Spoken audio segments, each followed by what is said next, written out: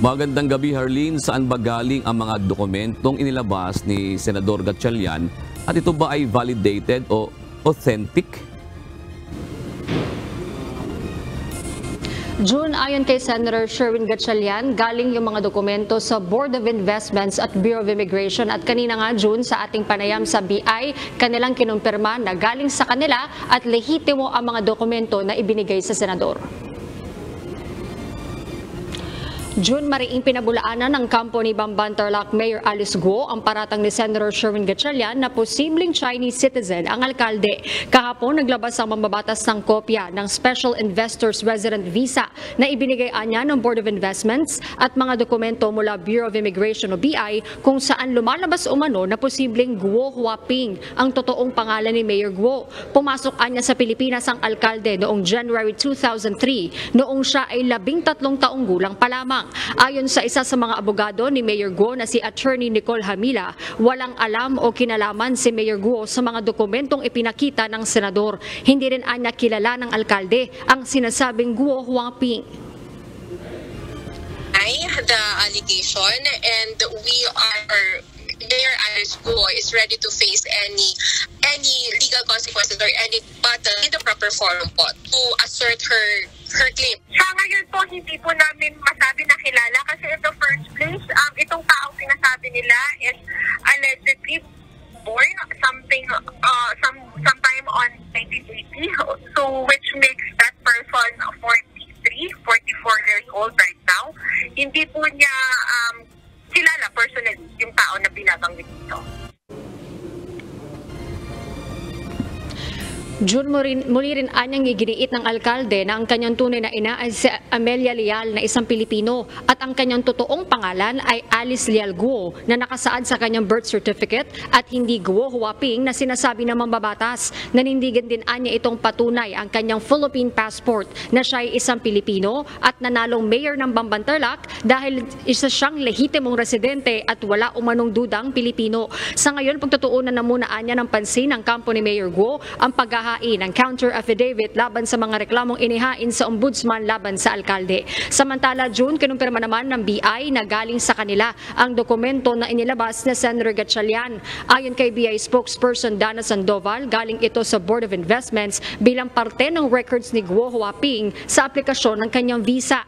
Isaan niya si Guo Huaping na nakadeklarang isa sa mga independent ni Lin Wenyi na siya namang pinaghihinalaan ng ilang mambabatas na totoong ina ni Mayor Guo. Itong Guo Huaping na ito used to have an investor's visa which was cancelled already in 2011. Ngunit nang matanong kung iisang tao lang si Mayor Guo at Guo Huaping, sagot ng BI, I don't want to preempt the results of the investigation. So far, ito lang po siguro muna yung masasabi ko that we are confirming that the document is authentic and we send it to the office of Senator Gatchalian. Gayunman, patuloy anya ang pakikipagtulungan ng BI sa Senado para sa pagbibigay ng mga kinakailangang dokumento gaya ng travel records at passports. Naniniwala rin ang BI na dapat nang matuldukan ang pag-i-issue ng government documents sa mga dayuhan na illegal na nakakapasok sa bansa.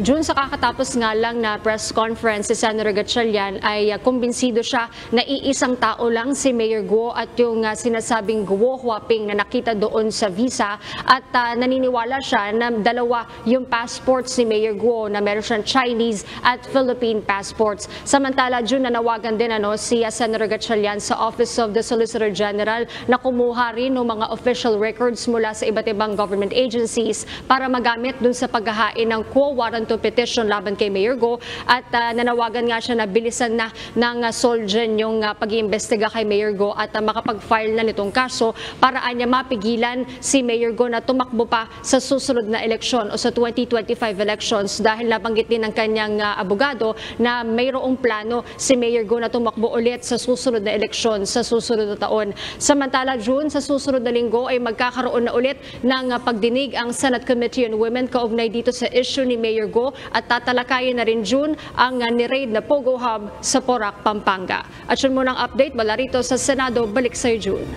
Oo. Sa report mo, Harleen, nabanggit lamang yung hinihinalang ina. Ano po? Sino ba yung tatay noong Go Waping? Meron bang record doon sa sinasabi na yan ni Senator Gatchalian?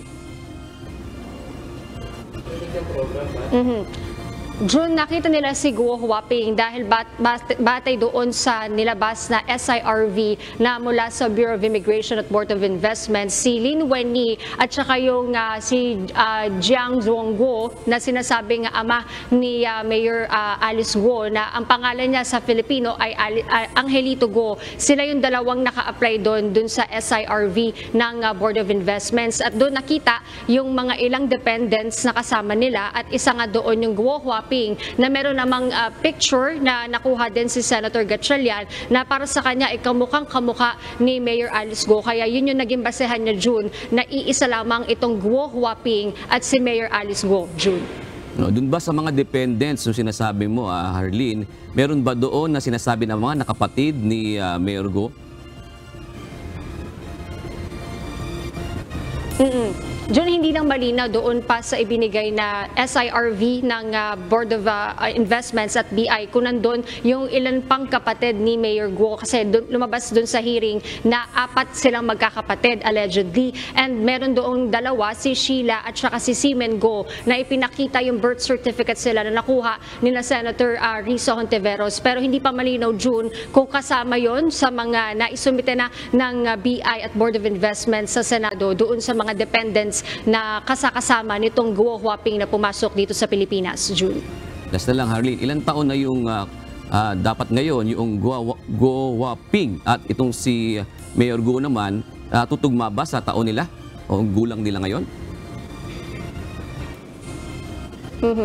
June, ayon kay Senator Gatchalian, lumalabas na 37 years old na itong si Guo Huaping at si Mayor Alice Guo naman ay 34 years old. So ang isa sa mga nakikita, June, ni Senator Gatchalian ay pinatanda allegedly ng tatay ni Mayor Guo, si Mayor Alice Guo doon sa pag-apply ng mga birth certificate at iba pang records para makapag-invest din dito sa Pilipinas at makabili ng lupa. Ang hinala, June, ni Senator Gatchalian, yun ang naging pakay para makabili ng lupa dito sa Pilipinas at doon na magamit para sa kanilang negosyo. Kasi kung papasok siya dito, June, base doon sa mga records na ibinigay ng BI, lumalabas na 13 years old at minor de edad pa lang itong si Guo Huaping na pinaghihinalaan ni Senator Gatchalian na si Mayor Guo. So hindi pa siya eligible para mag-invest at hindi pa siya pwedeng bumili ng lupa. So ang iniisip or hinala ni Senator Gatchalian ay sinadya ng kanyang ama doon sa birth certificate na mas matanda siya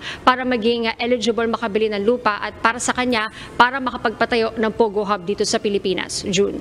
Last na lang, Harleen, meron bang sinasabi si Senator Gatchalian na ito ay initial pa lamang o meron pang mas malalalim na mga dokumento na nahukay ang senador?